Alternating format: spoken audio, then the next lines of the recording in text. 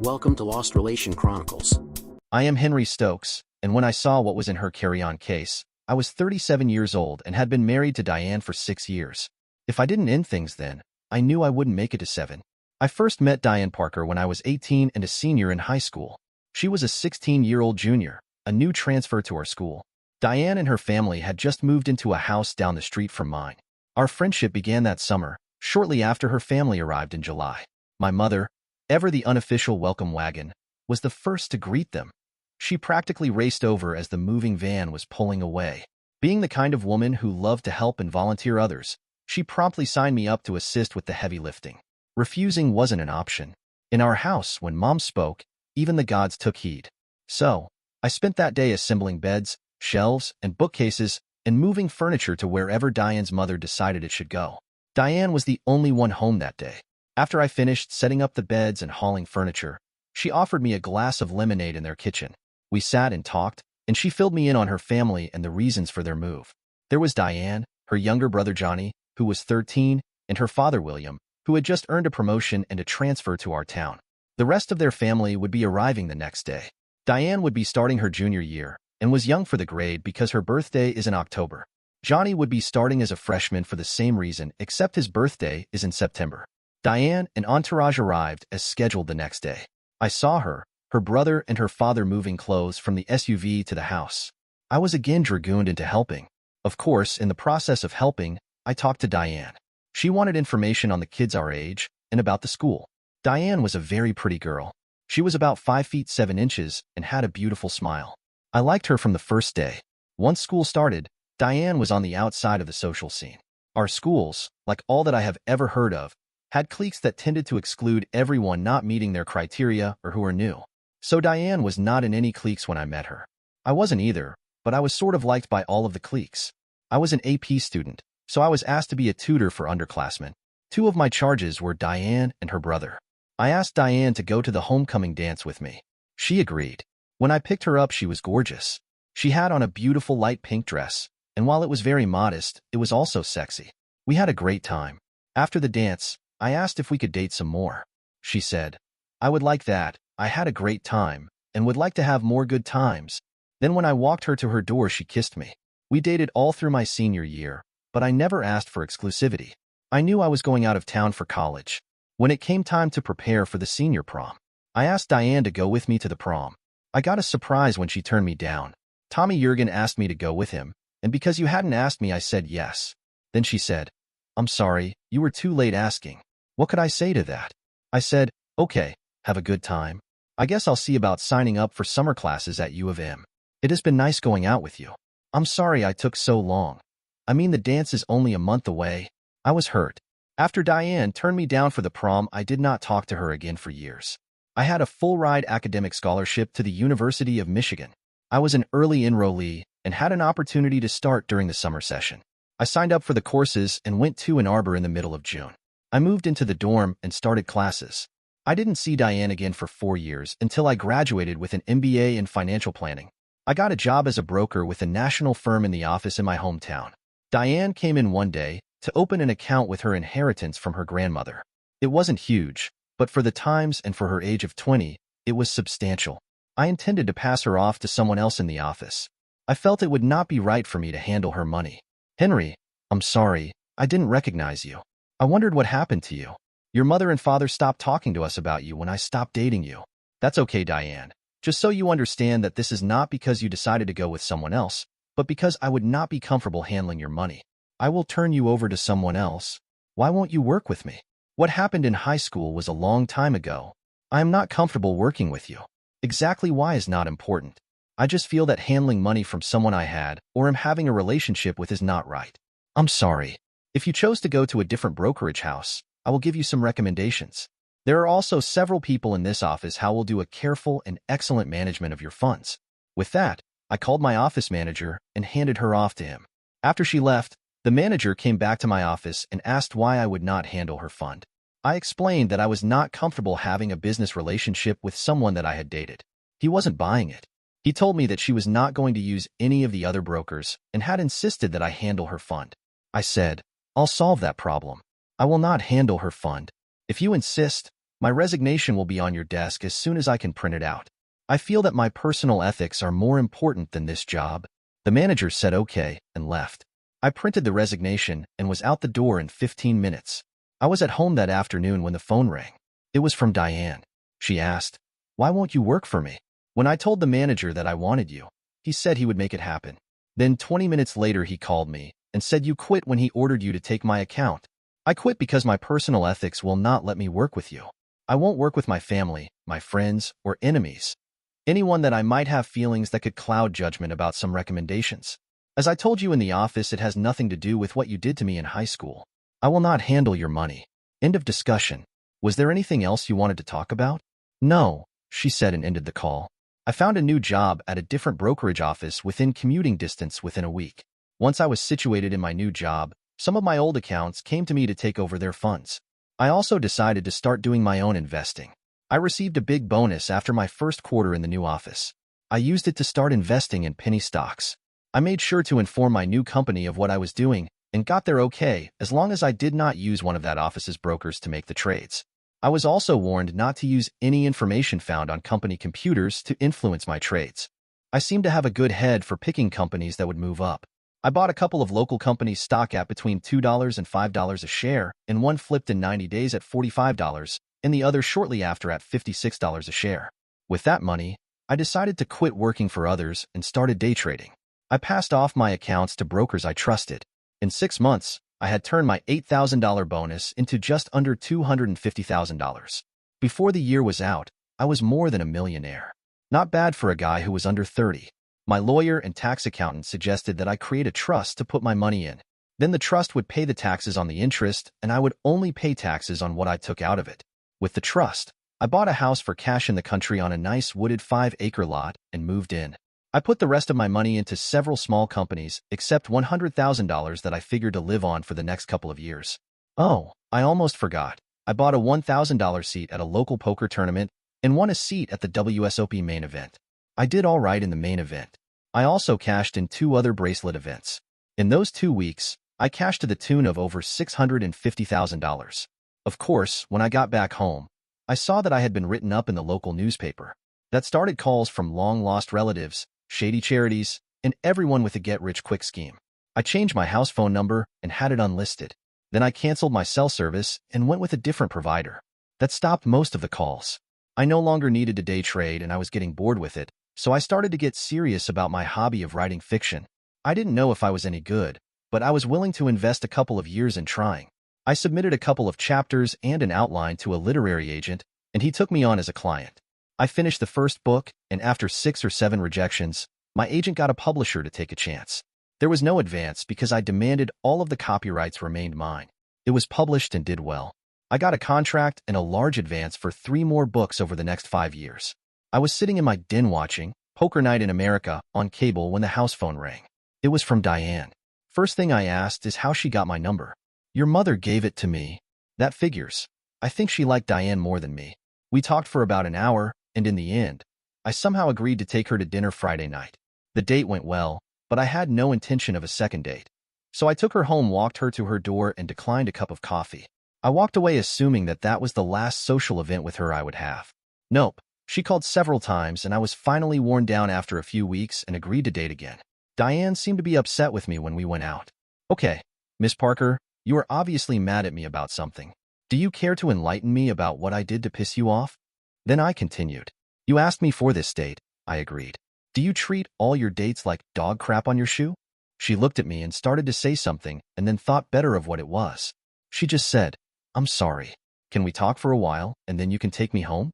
"Sure, this is your date. Your talk. So go ahead." "Okay. Why haven't you tried to reconnect with me since you came home from college?" "Because I thought I had a girlfriend in high school, and she backstabbed me on the most important date night of my senior year. I found out where I stood when I was told I waited too long to ask the girl I was dating for most of the school year, and who I took to the homecoming dance. She thought I was taking too long to ask her to the prom. It was only over a month away when I did ask, and I was told I was too late. I found it funny that I didn't get to go to the dance because she was with the one guy in school who bragged about screwing every one of his dates since junior high. Then I asked, "Does that answer your question?" "Yeah, I guess it does. Just so you know, I didn't go to the prom either. I found out the a-hole talked and often lied about his dates. I also found out that you had a lot of friends at school even after you graduated. I was never asked out by anyone my entire senior year. My first date after you graduated was when I got to Western Michigan and was in the second semester of my freshman year. I wasn't even asked to pledge at any of the sororities.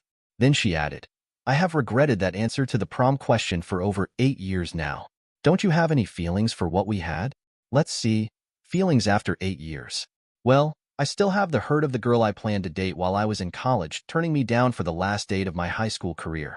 I ended with, yeah, I guess I have some feelings, all of them uncomfortably bad for you. I still do not know why I accepted this date from you. Okay, she sighed. I saw the hurt in your eyes that night when I turned you down, and I still feel guilty about that. After tonight, I will not call you again. Please take me home. So, I did. She did not contact me again. I ran into her in the supermarket a few months later. We exchanged pleasantries and I discovered that most of the hurt was gone. I asked if she would let me buy her a cup of coffee. She agreed to meet me after she dropped her groceries off. We loaded our cars, and after I left her to drop my stuff off back home, I picked her up and we went to a little coffee shop near her apartment. After catching up on what was going on in our lives, I started, Diane, I apologize for being such a pain in the butt when I talked to you last time. After thinking it over, I realized that I was acting like a little boy who had his favorite toy broken. It is not something I am proud of. I understand that I hurt you. For that I am sorry. Please let me make it up to you. I would like to start again. Would you like to? I think I would that. A clean slate, and no conditions. I added. I need to see if I can rekindle what I felt for you in school. Well, we dated for about a year and became sexually active after about 6 weeks. I asked her to marry me on Valentine's Day. She said yes. Because of her inheritance, she asked for a prenup. I was going to suggest it, but she beat me to it. The one her lawyer set up protected all of our individual assets, and if we divorced for any reason except adultery, we would split all of the combined marriage assets. We signed. The wedding was great. Diane was a beautiful bride, and everything went off as planned. I had a slight problem at the reception, though. After the bride's and groom's dance and the father's dances, Diane seemed to dance a lot of the dances with just George Martin, one of the male guests. I saw her turn down requests from other men to go back to him. She even turned down 2 requests for me to dance so she could dance with him. I was upset but passed it off for the time being. When we got to the hotel for the night, I went and showered and crawled into bed. Diane knew I was angry and asked what I was mad about. Well, let's see. You refused to dance with your new husband and some of our guests, so I refused to make love with my new wife. I have only been embarrassed this much once before. That time was when a girl I loved told me she would not go to my senior prom with me because I was too late asking her. Ring any bells? Oh my God, I did it again, didn't I? Yes, my loving wife, you did, and many of our guests asked me about it. They noticed it too. I hope you had a good time because you sure ruined it for me. She slept on the couch in the other room of the suite. She tried to apologize the next morning, but I was still mad. For our honeymoon, we had planned to just travel in a rented RV for a couple of weeks. It was a chilly couple of weeks. When the honeymoon was done and we got back to my house, Diane was ever the attentive but subdued wife. Finally, I grabbed the bull by the horns. Let's clear the air here. I know you're sorry. It doesn't stop the hurt. But unless you want an annulment, stop apologizing. What's done is done. There is nothing you can do to change it. Well, that seemed to clear the air. We settled into a fairly normal married life. I continued writing and Diane decided to change jobs. She went to work for a personal management agency as an agent's assistant. The agent was a very nice older guy named Carl Boston. She was his assistant for more than 5 years until he died in a car wreck when he was on vacation. In all of the time she was his assistant, she never had to travel with him to meet clients. When the dust from Carl's death settled, Diane was assigned a new, much younger agent. Alistair Jones was about 35 or 36, and full of himself. I thought he was an arrogant pain in the butt. I took an instant dislike to him, but because I didn't want to hurt Diane's job, I only told her what I thought when we were at home and alone. I was totally unprepared for the outburst Diane came back with. You jealous a-hole. I will do my job and work with who I want to. Alistair is a very professional agent and a very nice man. He has been nothing but complimentary and encouraging to me. I was very surprised by her vehemence. I was also angry. Fine. You remember my words when they come back to bite you in the butt? Then I added, that man is going to cost you your job and your home life if you don't pay very close attention to what he does and says. What do you mean by that? I said all I am going to say. Just remember what I said when you get in trouble. I am going to sleep in the guest room, You think about what I have said. Please don't. I want you next to me. Not tonight. I need to get over your anger, and I did nothing to deserve it. I was just warning you of my impressions. I will be very happy to apologize to you if I'm wrong. I stayed in the guest room for 2 nights. Then I moved back, but it was chilly for a week or 2 after that, and never got back to what it was. Well, here we are to the instant when I saw our marriage end. Alistair decided that he needed her to accompany her on his client visits.